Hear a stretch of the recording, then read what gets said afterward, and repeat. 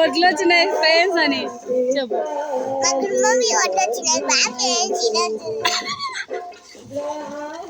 నమస్తే అందరికీ. అందరూ ఎలా ఉన్నారు? మీరందరూ బాగుండాలని మనస్ఫూర్తిగా కోరుకుంటున్నాను. ఈరోజు వీడియో వచ్చేసి సంక్రాంతి అయితే వచ్చేసింది కదండి. సంక్రాంతి పండుగ గురించి నాకు తెలిసిన కొన్ని విషయాలు మీతో షేర్ చేసుకుంటా. మీకు తెలిసే ఉంటుంది, కొందరికి తెలియకపోవచ్చు. నాకు తెలిసిన విషయాలు అయితే చెప్తాను. లాస్ట్ వరకు వీడియో చూడండి. మన తెలుగు వాళ్ళు జరుపుకునే పెద్ద పండగల్లో ఒకటి సంక్రాంతి కదండి. సూర్యుడు మకర రాశిలోకి ప్రవేశించే శుభ సమయాన్ని మకర సంక్రాంతి అంటారు. ఈ పండగ ప్రకృతితో, రైతుల శ్రమతో ముడిపడి ఉంది. అందుకే ఇది రైతుల పండగ అని కూడా పిలుస్తారు. ఈ టైంలో పంటలు అయితే చేతికొస్తాయండి. రైతులు ఆరుగాలం కష్టించి పండించిన ధాన్యం ఇంటికి చేరిన ఆనందంలో ఈ పండుగ జరుపుకుంటారు. పొలం పని అయిపోయింది అనే మాత్రం అనుకోవడానికి ఏమి ఉండదు. మళ్ళీ మొలకలు కట్టాల్సి వస్తుంది. కాకపోతే కొంచెం రిలీఫ్ అనమాట, కొంచెం చిన్న రెస్ట్ అనమాట, అంతే. ఇంకా బయలుదేరినామమ్మా. Hi friends, బయలుదేరుతున్నాము. పని అయిపోయింది, పొలం పని అయిపోయింది, ఇంటికి బయలుదేరుతున్నాం ఫ్రెండ్స్. కొత్త బియ్యంతో పిండి వంటలు అయితే తయారు చేసుకుంటారు. ఇక్కడైతే నేను గారెల పాకు పట్టాలని సర్వ పెట్టినాను పొయ్యి మీద.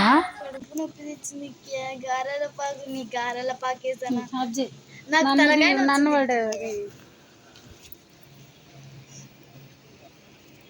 హలో సబ్స్క్రైబర్స్, వాళ్ళ లెక్క మనిషి వాళ్ళ అమ్మ లెక్క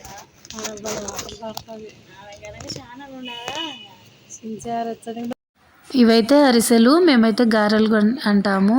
ఒక్కొక్క ప్రాంతంలో ఒక్కో రకం పిలుస్తుంటారు.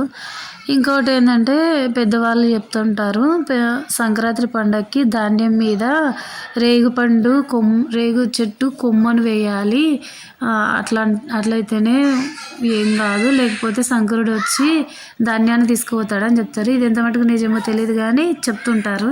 ఈసారి అయితే మేము తొందరగానే అమ్మేసుకున్నాము. గింజలు ఏమి ఇంట్లో పెట్టుకోలేదు. ఇంట్లో పెట్టుకున్నంత పాడైపోతున్నాయి, చాలా నష్టం వచ్చేస్తుంది. ఇంకా ప్రతిసారి ఇట్లా ఎందుకు చేసుకోవడం అని చెప్పేసి వెంటనే అమ్మేసేసినాము. ఇంకా అంతకుముందు అయితే ఇంకా మేము చిన్నగా ఉన్నప్పుడు హరిదాసులు వచ్చేవాళ్ళు, పాటలు పాడుకుంటూ ఇళ్ళ వెంట వచ్చేవాళ్ళు. వాళ్ళు ఇయర్కి ఒక్కసారే వచ్చేవాళ్ళు, మళ్ళీ మధ్యలో ఎప్పుడు వచ్చేవాళ్ళు కాదు. ఇప్పుడు మాత్రమే వచ్చేవాళ్ళు, సంక్రాంతి పండగకి మాత్రమే. ఇంకా ఏంటంటే గంగిరెద్దులని తీసుకొని వచ్చేవాళ్ళు. ఇప్పుడైతే మాది పల్లెటూరే అయినా కానీ కనిపించడమే లేదు, రావడం లేదు. ఇంకా ఇదివరకు రోజుల్లో అయితే పంట ఇప్పటికీ ఇంకా ఇంటికి వచ్చేది కాదు. ఇంకా కొందరికి పొలంలోనే ఉండేది, కొంతమందికి అయితే వచ్చేసేది. ఎందుకంటే ఇప్పటిలాగా అప్పట్లో మిషన్స్ అయితే లేవు కదా. మామూలుగా కోతతోనే ఓజులు వేసి పడుగులు పెట్టి ఇంకా చాట్లతో తూర్పార పోపించి ఇట్లా చేసేవాళ్ళు కాబట్టి చాలా లేట్ అయ్యేది.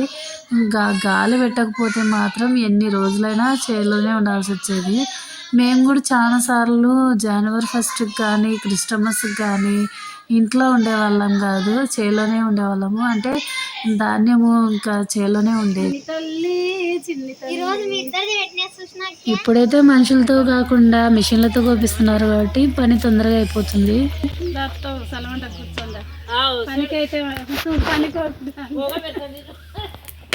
యువతల పొగలేదు, ఈతల లేదు పొగ.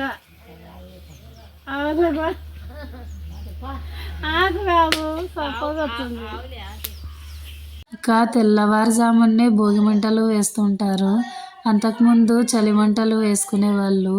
ప్రతి వీధిలో ఉండేది చలిమంట. ఇప్పుడైతే ఆ చలిమంటలు కూడా కనిపించడం లేదు. ఈ టైంలోనే చెరుకు గడలు కూడా ఎక్కువ వస్తుంటాయి కదండి. మా చిన్నోడైతే చెరుకు గడలు తింటున్నాడు. మొత్తానికైతే అప్పటిలాగా అయితే సంక్రాంతిని జరుపుకోలేకపోతున్నాం కదండి. అప్పటి సంక్రాంతిని ఇప్పుడు మిస్ అవుతున్నాం కదా. వీడియో లాస్ట్ వరకు చూసినందుకైతే ధన్యవాదాలండి. నా ఛానల్లో కుకింగ్, వ్లాగ్స్, మోటివేషనల్ ఇంకా ఫార్మింగ్ రిలేటెడ్ వీడియోస్ ఉంటాయి. ఇంట్రెస్ట్ ఉన్న వాళ్ళు చూసిన వీడియోస్ నచ్చితే సబ్స్క్రైబ్ చేసి బెల్ ఐకాన్ ఆన్లో ఉంచుకోండి. నేను వీడియోస్ పెట్టినప్పుడు నోటిఫికేషన్ వస్తుంది.